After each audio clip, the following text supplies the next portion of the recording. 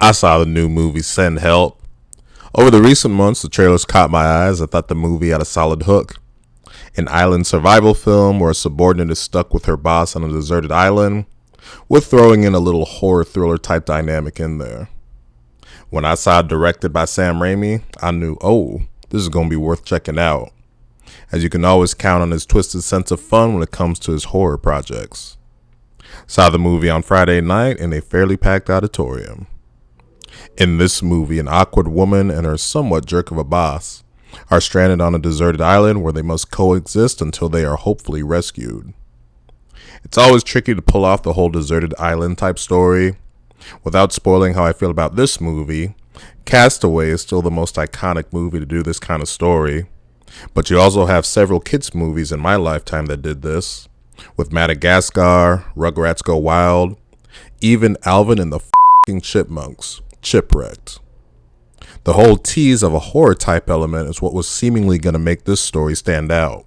What amazed me about the setup here was how the f*** do I live in a world where Rachel McAdams is playing an awkward, mousy woman who men find repulsive. The woman's still a total hottie, but she was awesome in this role and pulled off being annoyingly awkward and not an appealing person to spend time with. Even though her boss, played by Dylan O'Brien, was a bit of a jerk to her, you could understand why he was turned off by her awkwardness and nastiness, leaving tuna on his hand. Their business trip goes sideways as their plane crashes, leaving them deserted on an island. From there, the movie becomes extremely and pleasantly unpredictable in how it plays out. A decent amount of the movie follows the conventions of your typical Castaway scenario, except this time with two people not super keen on one another.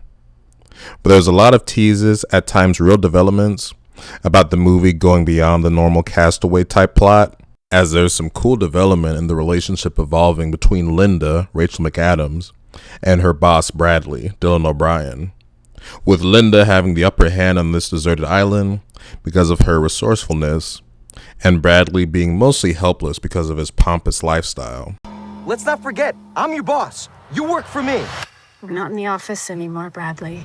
But I love the evolving nature of their relationship, at times for good, at times for the bad, but the back and forth between the two made for a great comedy. This is not some hardcore kind of drama, far from it. It's hard to pin down exactly into one category, but it nicely blended between being a screwball comedy, a little romance, and your typical survival film. It works because your two actors, essentially your only actors here, were amazing. Can't stress enough how great McAdams was here. The unpredictability behind this character plus the writing made for a special role. My biggest curiosity going into this film, though, was how exactly was the teased horror element going to come into play here. The trailers tease this kind of direction, and when you have Sam Raimi, you know it's going to have this kind of element to it. Look at the kind of horror imagery he was able to squeeze into his last film, Multiverse of Madness, and of course his early films where he made his claim to fame with horror. But how the hell was horror going to be possible in a two-person survival film?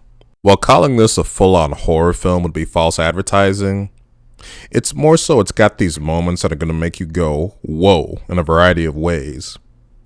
It was just the characters somewhat naturally acting scary sometimes, where you did feel that sense of danger, especially once more and more gets revealed about Linda, when she makes it clear she does not f*** around. There was a clear turning point for that character to where everyone in the audience is going to think, oh my goodness. You'll know the scene I'm talking about when or if you see the movie. But as it was happening, there were just some priceless audible and physical reactions from the audience. And from there, the movie is just pure gold in seeing the dynamic between these two characters play out to where it becomes classic Raimi, and that makes for an entertaining ride. You get those kind of fun, wild horror vibes eventually, and the movie has one very impressive jump scare that made everyone in the auditorium their pants. After it happened, I heard someone in the back seat say, "Goddamn Sam Raimi, he got me again." But as the film progressed, just the visuals, jump scares, tension, just had a great flow, combined with a great twist that had me thinking, wow, that's genius. Topping off an excellent experience. I went back and forth between excellent and legendary, but it's right in that category of see it now if you're looking for a great time. I, like everyone else, would love to see Sam Raimi do his Spider-Man 4, but no one can deny he's right in his element with films like this.